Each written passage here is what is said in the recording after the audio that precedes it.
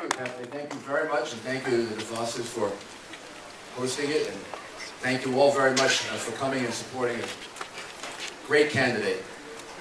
Nick is a terrific guy. I'm going to talk about him in a moment. I want to thank all of you for supporting me. Many of you did, and I thank you, and I apologize for the result.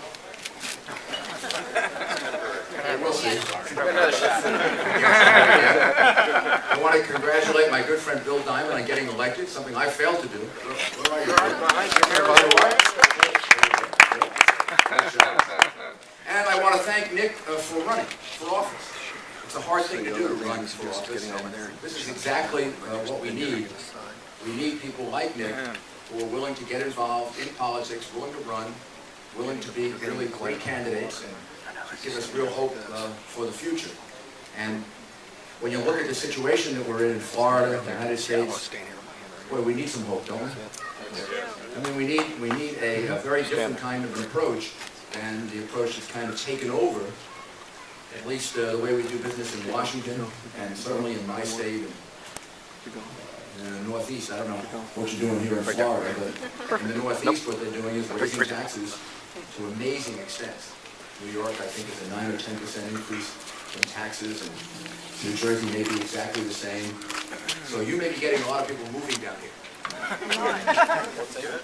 We need people in politics who understand that government is supposed to be disciplined, that government is supposed to be well organized, efficient, effective, able to accomplish what it's supposed to do, but accomplish as little as possible so that most of what happens in America gets done in the private sector. That's the secret of our greatness. That's how we became a great country. That's how we became a great economy. We didn't become a great country because we necessarily had our ideas generate from the government. Almost all the great ideas that developed America into the most powerful country in the world, the most powerful economy in the world, the country that's moved more people out of poverty than just about the whole rest of the world combined.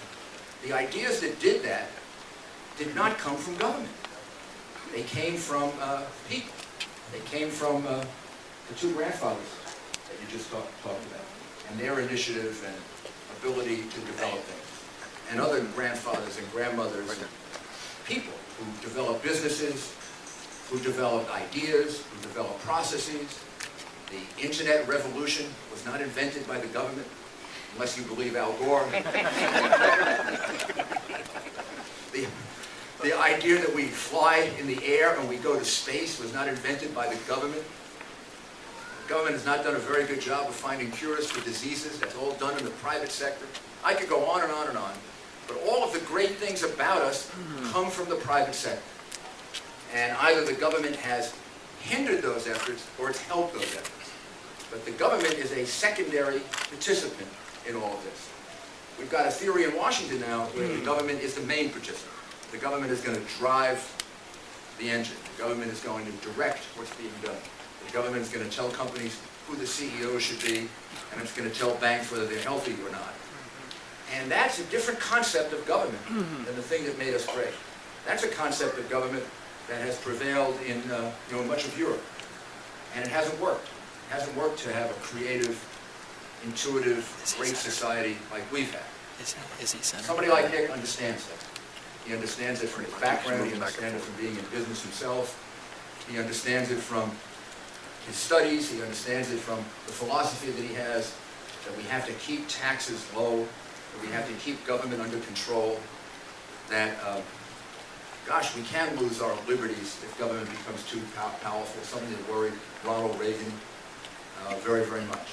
So we need people in politics like Nick who understand that we have to have a disciplined government, and that when you go to a state capital, whether it's in Florida or New York or someplace else, you've got to be advocating for keeping things under control.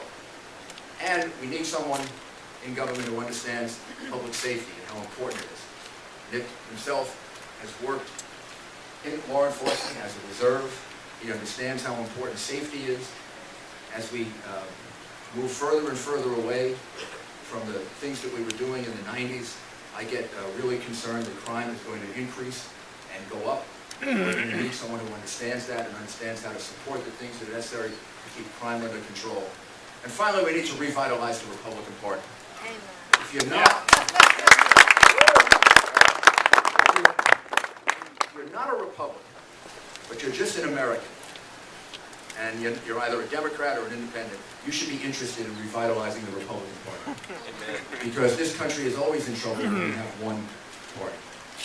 Our greatness is competition, competition of ideas, challenge. So how do you revive a political party? There are all kinds of theories. Should the Republican Party go to the right? Should it go to the middle? Should it do this? Should it do that? You know how you revive the Republican Party? Exactly, with candidates. You do it with candidates. The Democrats didn't win the election last year because they had better ideas. Unfortunately, and I include me in this and my friend John McCain, the Democrats had a better candidate. They didn't have better, we had better ideas and they had a better candidate, and a better candidate needs better ideas. And sometimes that's not true, but almost always it is. So that's why Nick doing this is so important. This is somebody that I'm glad that he wants to be in politics. He helped me tremendously when I ran for president. He was one of the most energetic, one of the most effective people that worked on my campaign. I became very impressed with him. I think he's going to be a real star in a party that needs a lot of new talent. You know, it's like a baseball team. You need to bring along good people to keep your team young, to keep your team energetic, and to keep your team growing. And Nick is one of the really bright stars. So I thank you for supporting him. Try to get him more money. It's only $500 per person. I know even in this day and age, that may be a bit of a burden, but it really isn't all that bad. And we're going to need stories like that over this year and next year. I'm working very hard to see if we can elect a Republican governor of New Jersey. And New York. I might work very hard on that a year from now. But people forget that in 1992 we elected Bill Clinton, and then in 1993 Dick Reardon was elected mayor of Los Angeles, a Republican. I was elected mayor of New York, a Republican. Christy Whitman was elected governor of New Jersey, a Republican, and George Allen was elected governor of Virginia, a Republican. We had 4 major Republican victories right in the wake of Bill Clinton. And Newt Gingrich would tell you that really set the trend and then led to taking over Congress in 1994. Because that's how you change momentum. You change momentum by winning, and by winning some races. So let's hope we can win our share of those races this year. We've got a really good chance in New Jersey. We've got a really good chance in Virginia. In New York, Mike Bloomberg is running, and that sort of takes it off the chart of a partisan election. But at least a Democrat will get elected there. So we have a chance to really rebuild this. Nick is an important part of that, and your support of him is critical. Nick, I thank you very, very much for running. I thank your wife for allowing you to do it and supporting you. And I wish you the best, and I hope that I can help you a lot more than just this. You can certainly count on me. God bless you.